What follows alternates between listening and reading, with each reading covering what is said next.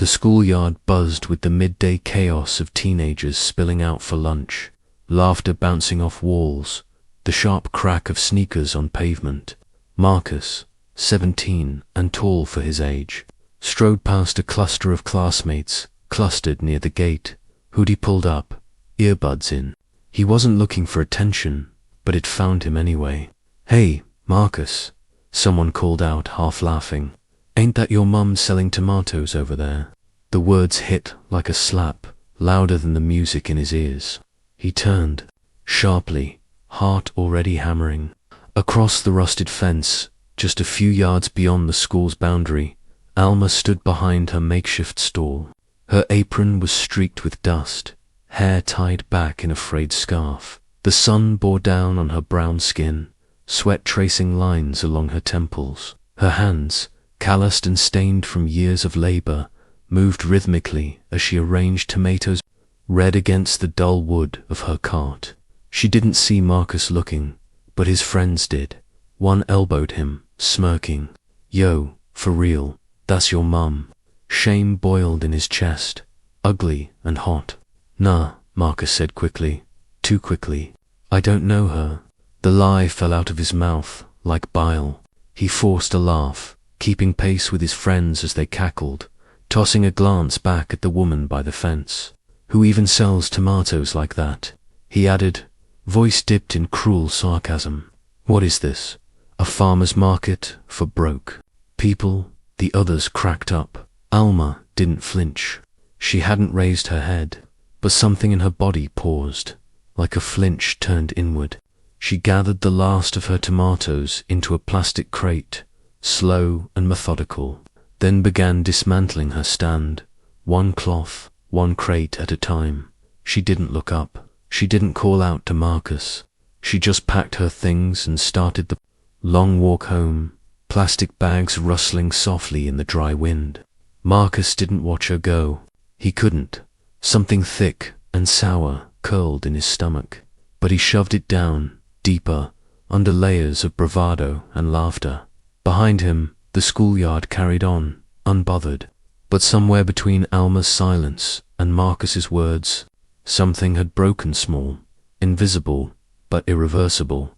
Marcus had always known how to turn a room. Teachers praised his essays.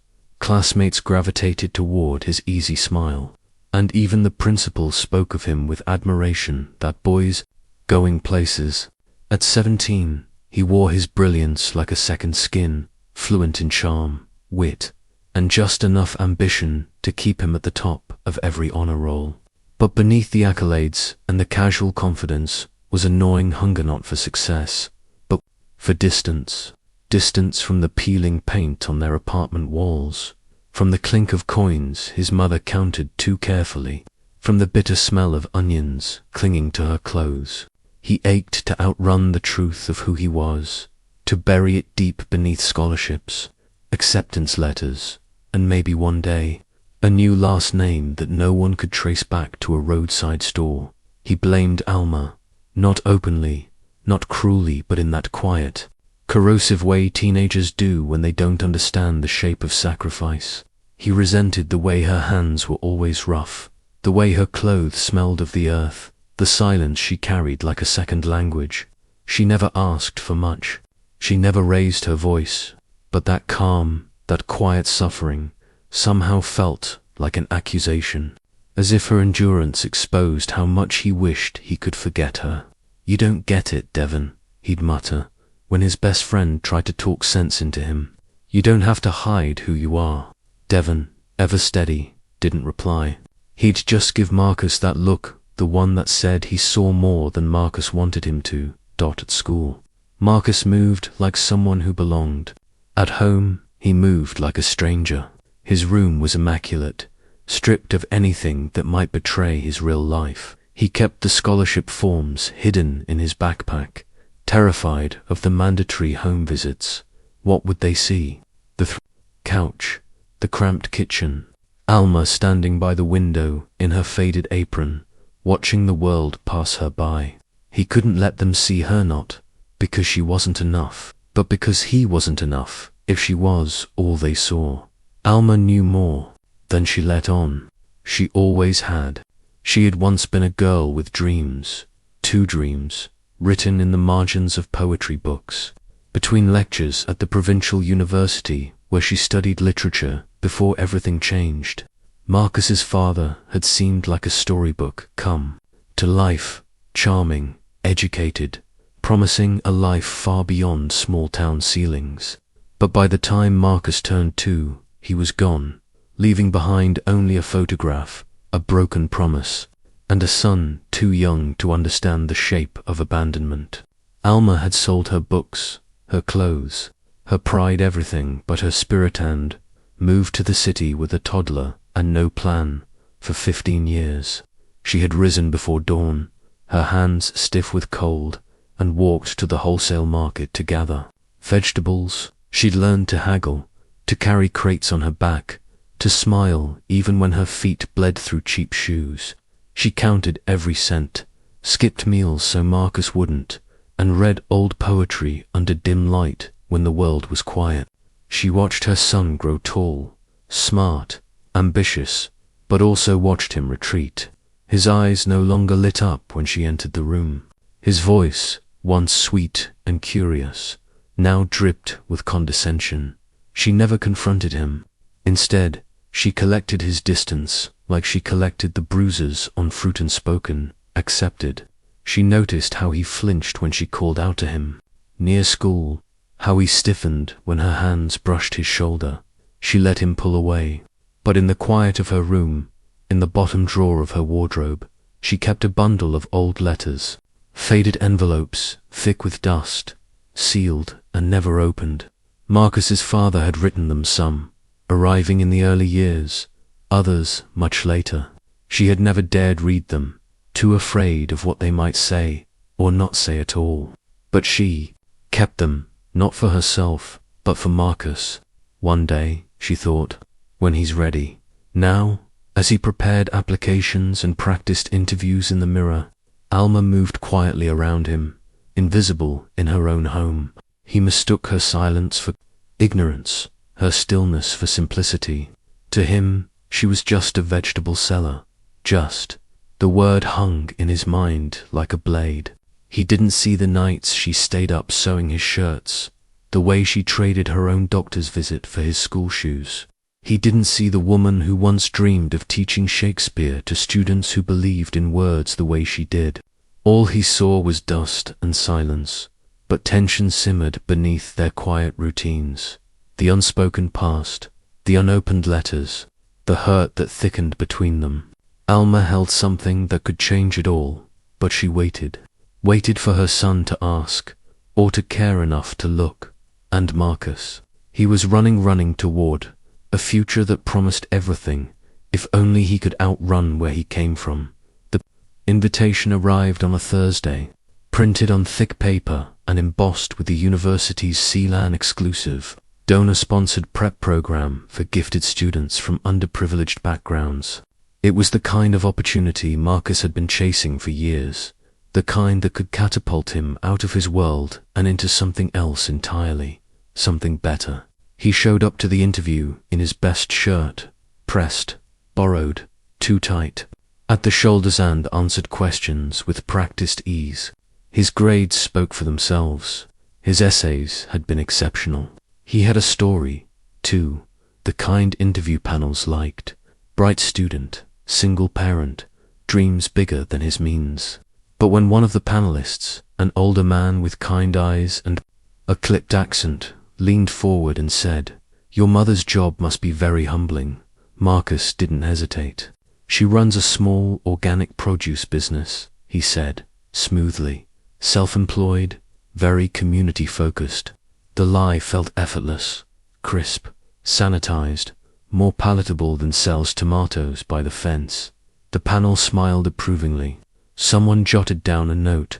Later, when a local education blog ran a profile on standout candidates, they latched onto that line, "Son of a small produce vendor makes waves at elite prep interview." The headline was innocuous enough, accompanied by a blurry photo of Marcus in his school uniform and a quote about perseverance. But Alma saw it. A customer at the market had shown her, waving the phone excitedly, as if the pride in the article extended to her. Alma had smiled faintly, then read the piece in silence. No mention of her name, no photos, just a neat little lie wrapped in ambition. She didn't say anything, not to the customer, not to Marcus. That night, the apartment was quiet. Marcus came home late, exhausted but buoyed by the possibility of acceptance.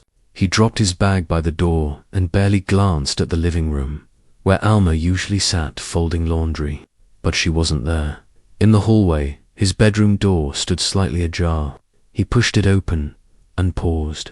Something rested on his bed, a single envelope, yellowed with time, his name written across it in Alma's delicate script. Inside was a letter not to him, but to someone named Professor Ellen Monroe, dated 15 years ago. The ink was faded, but the words were clear. Alma had written about her withdrawal from university, about her pregnancy, about her decision to leave school and raise her son alone. She wrote with grace and restraint, never pleading, never bitter. I hope, she had written, that one day I can return to finish what I began, but for now, my son must come first. At the bottom, scrawled in smaller handwriting, was a postscript for Marcus, when he's old enough to ask why. Marcus stared at the paper for a long time. The letter trembled slightly in his hands.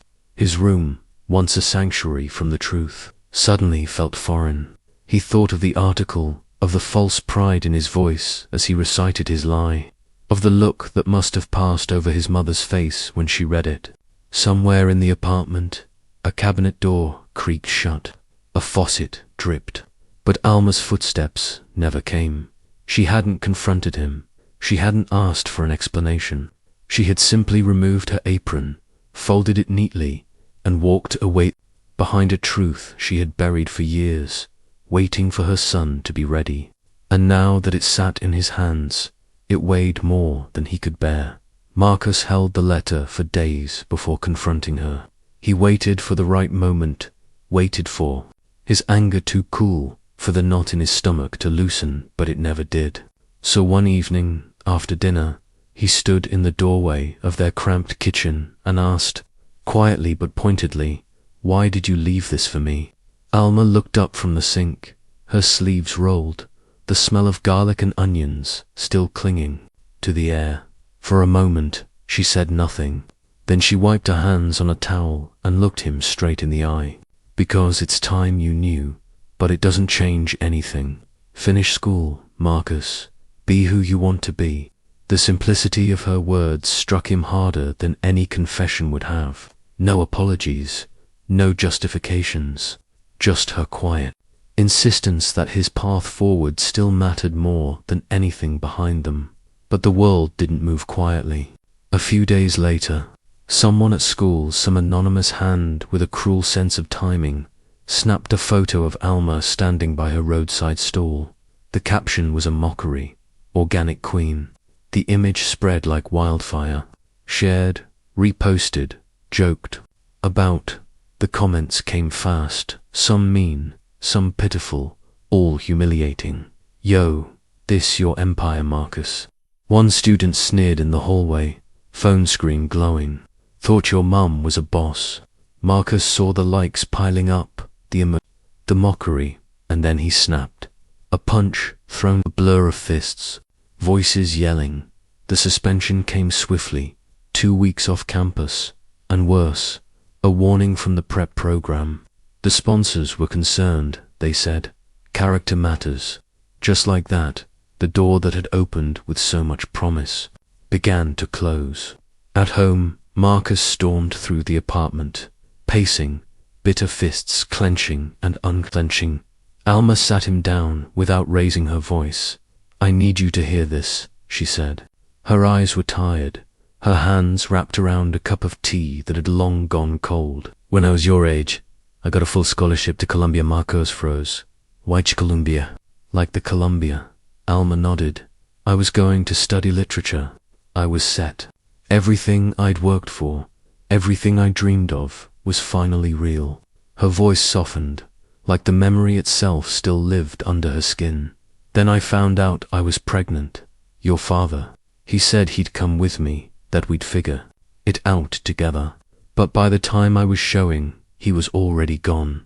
Marcus stared at her, the words hitting him like blows. So, ... you just gave it up. You walked away. I didn't walk away, Alma said, evenly. I chose you.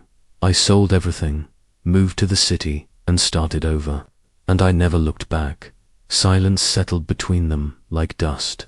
Marcus felt a strange heat rising in his chest. Grief, maybe, or guilt disguised as rage. Why didn't you ever tell me? He demanded. Why let me think you would just... He stopped himself, but it was too late. Alma didn't flinch. Because I didn't want you to grow up feeling like a burden. You were my decision, Marcus, not my mistake. The room seemed to shrink. Everything he thought he knew about his mother, about their life, about himself tilted. The shame that had driven him to lie, to distance himself from her, now curdled into something heavier.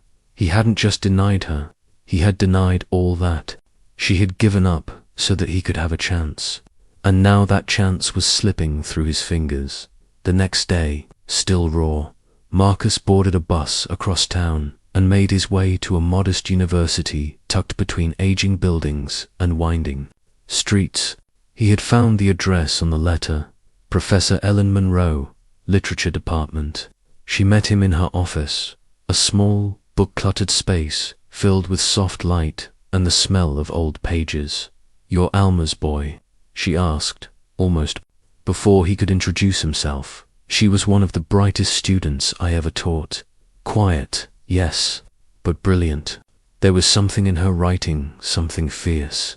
Marcus sat down slowly, overwhelmed. Why didn't she ever come back? Monroe's smile faded. She looked at him with an expression he couldn't quite name. She asked about night classes once, but when I told her about the fees, she asked if it was close enough to walk. When I said no, she just nodded and never brought it up again. Marcus swallowed hard.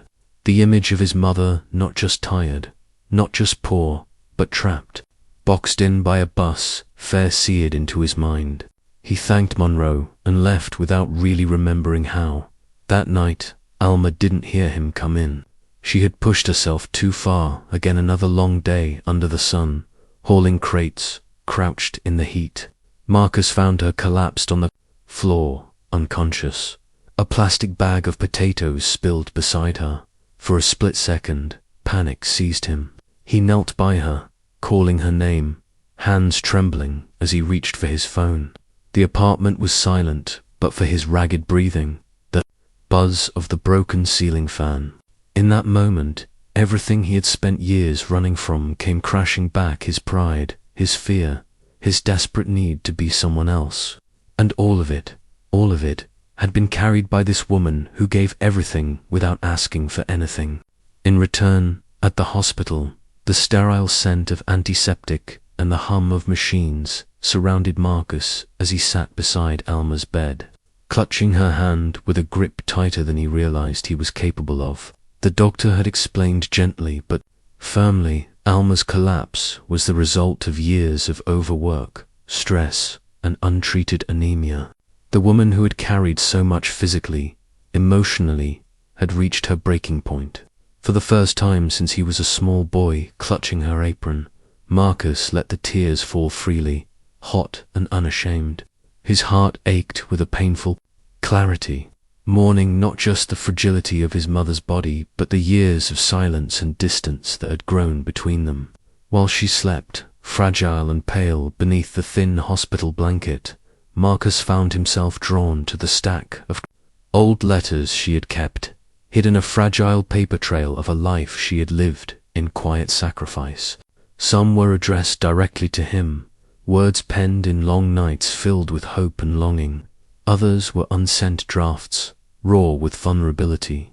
And then there were letters to Professor Monroe, questions about second chances, about the possibility of returning to the life Alma had once dreamed of but had put aside for him.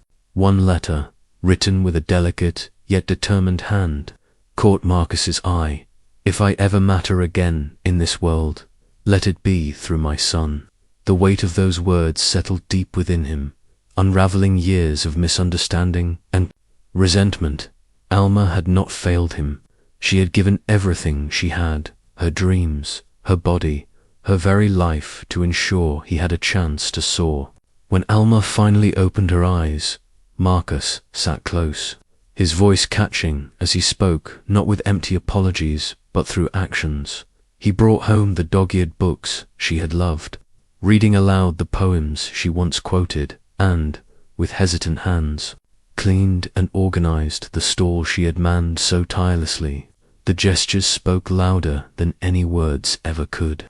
Then, stepping into a new kind of courage, Marcus went live on social media, his voice steady but full of raw emotion.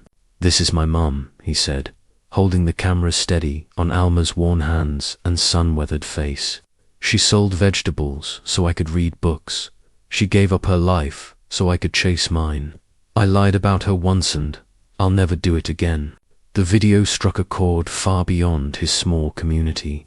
It went viral, not with mockery or scorn, but with waves of support and admiration. The hashtag honor Alma trended for 2 days, flooding timelines with stories of sacrifice, resilience, and love. Messages poured in, some from strangers, others from organizations moved by Alma's story.